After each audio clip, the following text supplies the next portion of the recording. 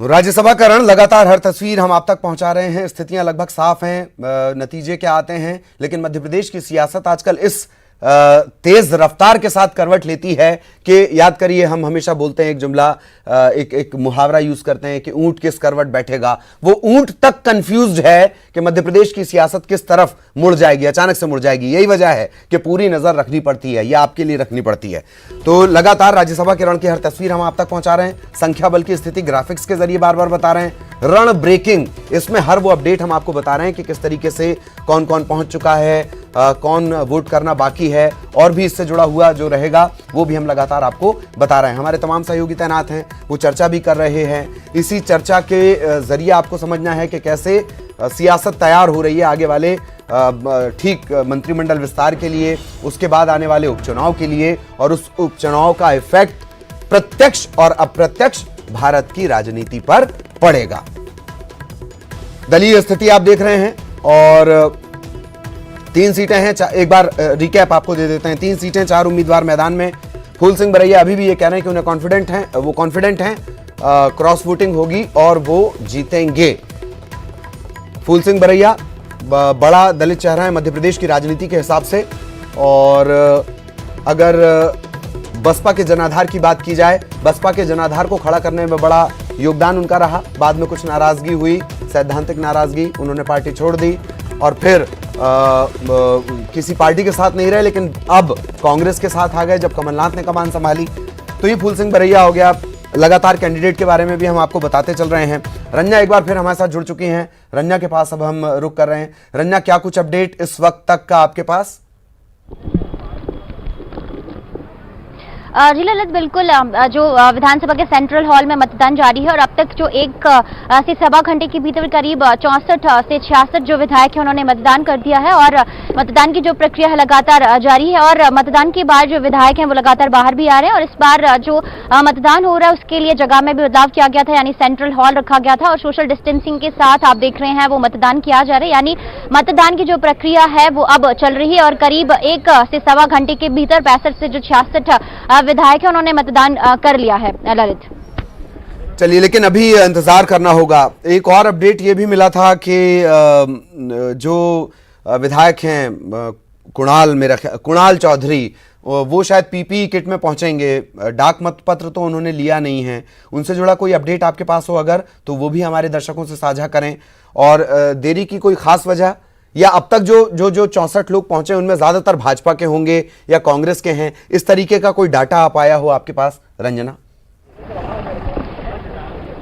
जी ललित, बिल्कुल भाजपा के भी विधायक हैं, कांग्रेस के भी विधायक हैं, और बारी बारी से लगातार जो वोटिंग है वो चल रही है। और इसमें जो सपा के विधायक हैं, बसपा विधायक हैं, वो भी हैं, इनकी भी वोटिंग हो चुकी है। और जो लगातार आगे भी इस तरह, क्योंकि अगर कांग्रेस और भाजपा विधायकों की बात करी जाए तो भाजपा के ज्यादा विधायक है, तो ऐसे में उनको मतदान करने में ज्यादा वक्त लगेगा। और वहीं कांग्रेस के भी 92 विधायक है, तो उनको भी मतदान में ज्यादा वक्त लगेगा। सपा और जो बसपा और निर्दलीय विधायक है वो कम है, इसीलिए ये पहुंच रहे हैं और मतदान करके तुरंत वापस निकल रहे हैं। ऐसे में जो भाजपा और कांग्रेस के विधायकों की जो वोटिंग है वो लंबी चलने वाली है, और अभी शुरू हुई है, और जो सिलसिला शुरू हुआ है और आगे तक अभी चलता रहेगा। जहां तक आपने कुणाल चौधरी की बात कही है, तो उनको निर्देश ये मिले थे कि वो चाहें तो विधानसभा के सेंट्रल हॉल में पहुंचकर वोटिंग कर सकते हैं, लेकिन उनको वोटिंग करने के लिए पीपी किट पहनकर पहुंचना होगा। और सबसे आखिरी में, यानी जब 107 भाजपा के और 92 विधायक कांग्रेस के और सपा बसपा और निर्दलीय विधायक, सारे विधायक जब मतदान कर लेंगे, उसके बाद आखिरी जो नंबर रहेगा वो कुणाल चौधरी का रहेगा, क्योंकि वो पॉजिटिव निकले हैं। और ऐसे में किसी और विधायकों तक संक्रमण ना पहुंचे, इसीलिए उनकी थर्मल स्क्रीनिंग की जाएगी, और उसके बाद उनको पीपी किट में सबसे आखिर में प्रवेश दिया जाएगा। लेकिन अभी तक फिलहाल जानकारी नहीं है कि वो पहुंचेंगे या नहीं पहुंचेंगे, लेकिन थोड़ी देर बाद ये अपडेट आने वाला है कि आखिर वो पहुंच रहे हैं या फिर डाक मतपत्र से वो अपना मतदान डालेंगे। लेकिन उम्मीद यही की जा रही है कि वो खुद विधानसभा पहुंचेंगे और यहाँ पर खुद पीपी किट पहनकर और अपना मतदान जरूर करेंगे विधानसभा के सेंट्रल हॉल में राज्यसभा की वोटिंग में। ललित जी, हालांकि आपने कोरोना का जिक्र कर दिया, तो शुरुआत में ऐसा लग रहा था कि कोरोना का जो वायरस है, सार्स, ये शायद हमारे नेताओं से उतनी मोहब्बत नहीं करता है। बाद में हालांकि जब अनलॉक होने की शुरुआत हुई तब कुछ एक नाम आए, वरना विदेश के आंकड़े आप देख लीजिए, कई जगह के प्रधानमंत्री, कई जगह के मंत्री वो तक संक्रमित हुए, तो वहां थोड़ी ज्यादा मोहब्बत थी। अपने यहाँ कोरोना ऐसे ऐसे एक्सपीरियंस कर रहा है कि उसे भी नहीं पता था। उसने मजहब के एक्सपीरियंस कर लिए, उसने इस बात का भी एक्सपीरियंस कर लिया कि इन्हें मुझसे डर नहीं लगता है, कम से कम नेताओं को तो नहीं लगता है। इमरती देवी घूम रही हैं, सरोज पांडे घूम रही हैं, किसी का जन्मदिन मनाने का इतना उत्साह है, सैकड़ों लोग खड़े कर दिए गए हैं। तो कोरोना का एक्सपीरियंस जो मध्य प्रदेश और इस देश से रहेगा वो भी अद्भुत होगा। खैर, वापस चर्चा पर लौट रहे हैं। आप लगातार हमारे साथ बने रहिएगा। भूपेंद्र गुप्ता साहब इस वक्त हमारे साथ जुड़े हुए हैं। भूपेंद्र गुप्ता साहब, स्थितियां लगभग साफ हैं। एक सीट आपकी, और ये पहले से ही संख्या बल के हिसाब से साफ था, और 2 जो हैं वो भाजपा के खाते में जाएंगी। लगातार वोटिंग के लिए आपके विधायक भी पहुंच रहे हैं। क्या कुछ आपका फर्स्ट रिएक्शन, फिर मेरा सवाल रहेगा जी। मेरा रिएक्शन ये है कि ये पहले से ही साफ नहीं था, ये साफ हुआ है सौदेबाजी के बाद और सरकार गिराने के बाद। जी जी, पहले उसी तो के 2 बाद सीट का हम एक्चुअली ही मैंने जीत रहे। टेन्योर लिया था, ये बात सही है। उसके बाद आप सही कह रहे हैं, प्लीज। जो है ये अनैतिक तरीके से जो सरकार गिराई गई है उसका प्रतिफल है। और अगर हिंदुस्तान में एक राज्यसभा की सीट के लिए 1000 खोखे ढीले करने पड़ते हैं, तो ये लोकतंत्र किस तरह के लोकतंत्र की तरफ हम बढ़ रहे हैं, ये इसका जो है एक प्रमाण है। और आज स्थिति स्पष्ट है, लेकिन ये स्थिति वोटिंग के बाद परिस्थिति जो सामने आएगी जी वो देखेंगे। कुछ भी हो सकता है इसमें। बहुत से लोग जिन कारणों से 3 महीने से कैबिनेट का गठन नहीं हो पा रहा है, वो मुद्दे आज भी जीवित हैं और उनकी भी परिणाम आ सकते हैं। जी जी जी। रजनीश अग्रवाल साहब भी हमारे साथ लगातार बने हुए हैं। रजनीश अग्रवाल साहब, संख्या बल के हिसाब से स्थितियां लगभग साफ और वोटिंग की प्रक्रिया लगातार चल रही है। एक आपका रिएक्शन भी, और अभी भूपेंद्र गुप्ता साहब भी कह रहे हैं कि एक राज्यसभा सीट के लिए इतनी बड़ी डील का जिक्र भी उन्होंने किया। जी नहीं, वो क्या जिक्र कर रहे हैं वो जाने, उनकी मर्जी है। कल तक डींगे मार रहे थे, आपके चैनल पे डींगे मार रहे थे, कांग्रेस के विधायक और पूर्व मंत्री महोदय डींगे मार रहे थे, तमाम नेता डींगे मार रहे थे। फिर हार स्वीकार करने का काम शुरू कर दिया अभी से। ये पहले दिन से तय था। जो जिस हिसाब से संख्याएं हैं उस हिसाब से सामने स्पष्ट था परिणाम। भारतीय जनता पार्टी के दोनों प्रत्याशी श्रीमान ज्योतिरादित्य सिंधिया जी और श्रीमान सुमेर सिंह सोलंकी जी दोनों विजय होंगे। और कांग्रेस ने जो दाव पेच रचा है उसमें दिग्विजय सिंह जी चुनाव जीतेंगे और फूल सिंह बरैया जी शहीद हो जाएंगे, दलितों के नेता को शहीद कर देंगे। जी, जैसे उदित राज कर दिए गए थे। उदित राज को टिकट नहीं दिया था मान्यवर जी, और उस सीट पर हंसराज को टिकट दिया था। जी जी, वो भी तो शहादत ही है। नहीं तो वो क्या, जिस सीट पर आरक्षित है तो आरक्षित ही दिया था। क्या राज्यसभा में आरक्षित नहीं थे श्रीमान जी? जी, ये राजा साहब ने अपना प्राथमिकता से नाम तय करवाया। दूसरे नंबर पर फूल सिंह बरैया जी को रखा। यहाँ कोई आरक्षण नहीं था। नहीं, फूल सिंह बरैया ने अभी ये साफ किया है कि नहीं, जो भी फैसला हुआ वो मेरी मर्जी से हुआ। उन्होंने बोली ये बात। हाँ तो ठीक है ना, वही तो हम कह रहे हैं जी। अब कर क्या सकते थे? जब कांग्रेस पार्टी निर्णय ले रही है तो फूल सिंह बरैया जी क्या करेंगे और कोई दूसरा क्या करेगा? जी, सवाल सामने है कि दलितों के सामने जो राजनीति करते आए, और आज से नहीं ललित जी, आज से नहीं करते आए हैं। इतिहास उठाकर देख लीजिए, मुख्यमंत्री बनने का मामला आया हो तब क्या क्या किया इन्होंने। किसी से छिपा हुआ नहीं है। मध्य प्रदेश के किसी भी पुराने पत्रकार को बढ़ाकर आप पूछ लेंगे तो कांग्रेस में किस प्रकार की अंदरूनी राजनीति चली है जी, तो आपको पता चल जाएगा। नहीं, पुराने तथ्यों के लिए तो खैर आप भी हैं, पुराने पत्रकारों की क्या बात है। भूपेंद्र गुप्ता साहब, फिर अभी दरअसल संपर्क टूट गया था, फिर से भूपेंद्र गुप्ता साहब हमारे साथ जुड़ गए हैं। भूपेंद्र गुप्ता साहब, आपने सुना होगा रजनीश अग्रवाल साहब को कि शुरुआत से तय था और बात वही निकल कर आ रही है फिर से कि फूल सिंह बरैया द्वितीय, मतलब प्राथमिकता उनकी सेकंड वरीय रखा गया उन्हें। जी, आपने इतना बढ़िया इंजेक्शन लगाया है ललित जी, पहले तो आपको बधाई कि उसके लिए ये बिलबिला गए हैं। तो ये जो आपने उदित राज का नाम लिया, ये पूरे देश में लगातार जो है दलितों का शोषण, दलितों पर अत्याचार, उनके ऊपर भौतिक अत्याचार करने के मामले में भारतीय जनता पार्टी के रिकॉर्ड से सब वाकिफ हैं जी। और ये जो बेचारे अभी घड़ियाली आंसू बहा रहे हैं, इन आंसुओं की भी जो है दलितों को भी समझ है। हजारों बच्चों को जो है इन्होंने जेल में बंद करके, जो पिछले अप्रैल में इनने धुनाई लगाई थी जेल के अंदर, और जिन दलित बच्चों को रौंद डाला था, वो पीड़ा अभी भूला नहीं है चंबल का इलाका, और उस पीड़ा के परिणाम इन्हें देखने मिलेंगे। और ये जो हवा में अभी ये जो बातें कर रहे हैं, ये सारी बातें समाप्त हो जाएंगी उपचुनाव के परिणाम आने दीजिए जी और दूसरी बात मैं ये कह दूं कि मैंने कभी नहीं कहा कि हम जो है तीसरी सीट जीत रहे हैं। ये जो अभी अपने मुंह से ये नए नए वक्तव्य बनाते रहते हैं, ये इनको अभी इस बात की समझ नहीं है कि जनता इनके चार झूठ रोज सुनती है, खुद तय कर लेती है कि कितना झूठ बोला जा रहा है। जी हमने तो हमेशा से ये कहा है कि ये जो है तीसरी सीट के जो परिणाम है वो सामने आएंगे और सिद्ध करेंगे और इनके अंदर हलचल है। हलचल इसीलिए तो मंत्रिमंडल का गठन नहीं कर पा रहे हैं। जी और जी ये जो जी समेटने का कार्यक्रम चल रहा है इसीलिए तो चल रहा है। जी तो ये अपनी रजनीश जी कुछ बेचैनी कहना जो चाह है रहे हमारे हैं। खाते में डालने देखिए, के मुझे जो नहीं लगता चक्कर में कि ये लोग भूपेंद्र रहते भूपेंद्र हैं। गुप्ता साहब एक बात सुन लेते हैं प्लीज। हाँ बोलिए। पूर्व मंत्री हैं या वर्तमान विधायक हैं भूपेंद्र गुप्ता जी अपने आप को समझते हो तो मुझे नहीं पता। मैंने कहा कल चैनल पर आप मेरे ही साथ में पीसी शर्मा जी स्वयं साक्षात उपस्थित होकर वो यूट्यूब पर लिंक भी मौजूद है, देखा जा सकता है।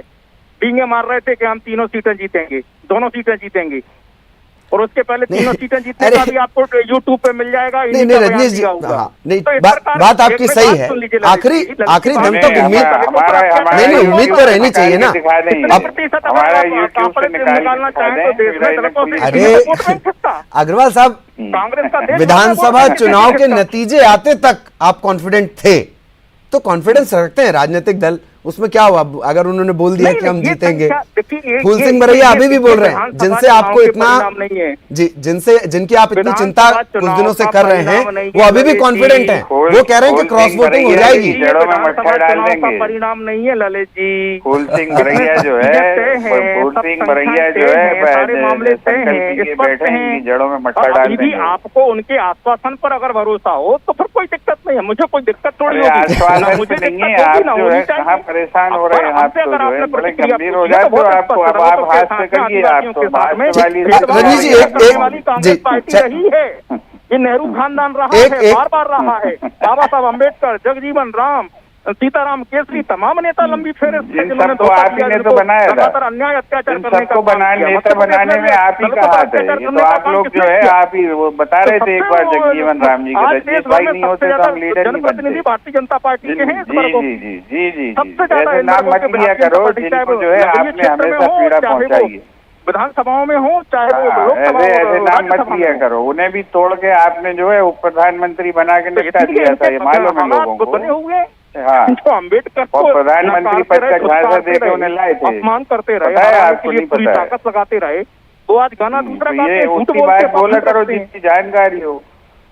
भंडारा में हराया, उसके पहले हराया, उनका अपमान करे, भारत रत्न नहीं देने दिया। जगजीवन राम आप ही ने तो पैदा किए, आप ही ने मीरा कुमार पैदा की, आप ही ने सारे लीडर पैदा किए। हम लोगों ने कुछ किया थोड़ी है। 2014 के बाद तो भारत बना है। बात करते हैं ये तो सारी दुनिया आपने तो रची है। आपको बड़ी गलतफहमी है। ये आकाश पाताल धरती चंद्रमा मंगल सब आप ही की उपज है। ये तमाम प्रकार के गवर्नेंस के दौरान हुआ, समझ में आ जाएगा जी। लेकिन ये आएगा चिंता मत वही बोलेंगे, प्रवचन वही करेंगे। लेकिन ये प्रवचन तो आप ये बोल बचन प्रवचन आड़े तिरछे फलाना ढिमाका ये आपको सिखाया जाता है। कांग्रेस सीधी सपाट बात करती है और सीधी सपाट हम बात कर रहे हैं कि अगर ये डील नहीं हुई होती तो हम तो जीत ही रहे थे और इसीलिए उनका नाम रखा हुआ था। दोनों सीटें हम जीत रहे थे। उसी एक सीट को तोड़ने के लिए तो आपने इतना बड़ा बलिदान दिया है, जो 10-50 लोगों के जो है जेब खाली कराई है। जी जी जी रजनीश जी इसका रिप्लाई और फिर एक सवाल रहेगा प्लीज। देखिए श्रीमान दिग्विजय सिंह जी से लेकर श्रीमान भूपेंद्र गुप्ता जी तक ये जो हताशा और कुंठा की भाषा मुझे श्रीमान मत कहो यार, तुम्हारा जो है श्रीमान बड़ा खतरनाक रहता है। अरे आज तक ललित जी आप बहुत समझदार और जानकार हैं। अगर किसी ने खरीद फरोख्त के मामले में सजा हुई है तो झारखंड मुक्ति मोर्चा के मामले में हुई है। बाकायदा सजा सुप्रीम कोर्ट से। उस समय सरकार किसकी बची थी ये भी सबको पता है। ये ज्ञान तुम्हारे केसरीनाथ त्रिपाठी ने क्या किया था ये बसपा अभी तक भूला नहीं है। बहुजन समाज आपने जो उनके पट्टे में इंजेक्शन लगाया था उन्हें मालूम है। अभी बहुजन समाज आपके धोखे से वाकिफ है, आप चिंता मत करो। हाँ, केसरीनाथ जी त्रिपाठी आपके जो महान नेता थे उन्होंने जो है जिस तरीके से सरकार को अपदस्थ किया था वो सब जानते हैं। अब उसको बार बार आप जो है हमें और याद दिलवा रहे हो, आप बार बार हमें याद दिलाना पड़ रहा है। जनता से आशीर्वाद का आपने जिक्र किया, ये रजनीश जी एक मेरा सवाल, जनता से आशीर्वाद का आपने जिक्र किया, कई जगह आशीर्वाद दिया गया और फिर अचानक से वो आशीर्वाद पलट गया, एक सवाल। दूसरा उपचुनाव अभी इफेक्ट। कहाँ से चुनाव हो गए, अभी कहाँ से चुनाव हो गए? अभी 24 चुनाव विधानसभा के होने हैं, 22 इनके होने हैं जिन्होंने कांग्रेस से आए थे और त्याग पत्र दिए हैं। कोई धोखा जो इन्होंने सिंधिया जी को दिया, सिंधिया जी के लोगों को दिया, चेहरा आगे किया, वोट बटोरे, सरकार बनाई, बाद में धक्का दे दिया, अपमान किया। उतरना है सड़कों पर उतर जाओ, वो सड़कों पर आ गए तो पूरी सरकार भरभरा कर गिर पड़ी। अब वो जनता के बीच में जा रहे हैं, कांग्रेस से चुने ये गए, धोखे और अपमान, रजनीश जी, धोखे और अपमान पर भूपेंद्र जी से जवाब लेंगे। एक जरा मैं छोटा सा अपडेट अपने दर्शकों तक पहुंचा दूं। ये रण ब्रेकिंग इस वक्त आप देख रहे हैं। कुछ ही देर में विधानसभा के लिए ये विधायक रवाना होने वाले हैं। कुछ और विधायक जो पूर्व मुख्यमंत्री कमलनाथ के बंगले पर थे, तकरीबन 38 विधायक अभी भी उनके निवास पर मौजूद हैं और अब वो रवाना होंगे। अब तक 54 विधायक सदन के लिए रवाना हो चुके हैं और अब जो हमने आपको बताया कि पूरी तैयारियां थीं कमलनाथ के निवास पर, वहां 38 विधायक और भी मौजूद हैं। अब वो विधानसभा के लिए रवाना होंगे और जो जानकारी रंजना ने दी थी उसका भी आप ध्यान रखें। जो कुणाल चौधरी हैं, चूंकि वो कोविड-19 पॉजिटिव हैं, तो वो सबसे आखिर में आएंगे और डाक मतपत्र चूंकि उन्होंने नहीं लिया है तो वो सबसे आखिर में आएंगे। पूरे नियमों का उन्हें पालन करना होगा, जो चूंकि हमारे जनप्रतिनिधि सभी वहां जाते हैं, पूरा एक अधिकारियों कर्मचारियों का अमला वहां पर है, तो बहुत एहतियात बरतते हुए वो आखिरी में अपने वोट का इस्तेमाल करेंगे। दोनों खास जो मेहमान है वो हमारे साथ लगातार अभी फोन लाइन पर जुड़े हुए हैं। मनोज, लेकिन उससे पहले मैं आपके पास आ रहा हूं, क्या कुछ अपडेट है कमलनाथ निवास से, प्लीज?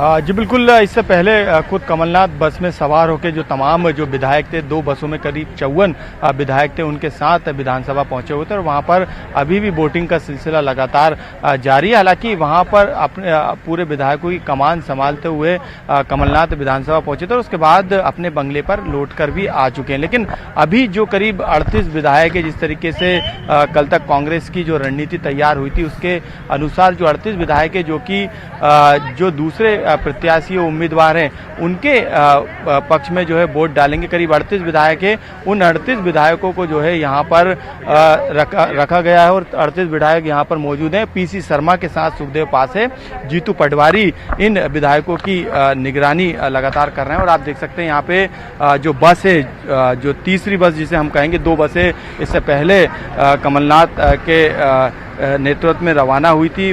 खुद कमलनाथ उसमें यहाँ से बैठकर गए थे और तमाम विधायक, करीब 54 विधायक उसमें मौजूद थे। लेकिन अब देख सकते हैं कि जो तीसरी बस है वो अब कमलनाथ के बंगले के अंदर जाती हुई नजर आ रही है और इसी बस में जो बचे हुए करीब 38 विधायक ललित, वो अब यहाँ से रवाना होंगे। जीतू पटवारी जो है उन विधायकों के साथ मौजूद रहेंगे, पीसी शर्मा मौजूद रहेंगे और सुखदेव पासे, 3 पूर्व मंत्री जो हैं कमलनाथ सरकार में जो रहे थे मंत्री, अब पूर्व मंत्री हैं, वो तीनों जो हैं तमाम जो 38 विधायक हैं उनके साथ मौजूद हैं और वो तमाम सभी लोग जो है यहाँ से इसी बस में जो अंदर गई है बस, उसमें बैठकर अब विधानसभा जो दूसरी जो पारी जिसे हम कह सकते हैं, पहली पारी में खुद कमलनाथ तमाम विधायकों को लेकर विधानसभा पहुंचे हुए थे।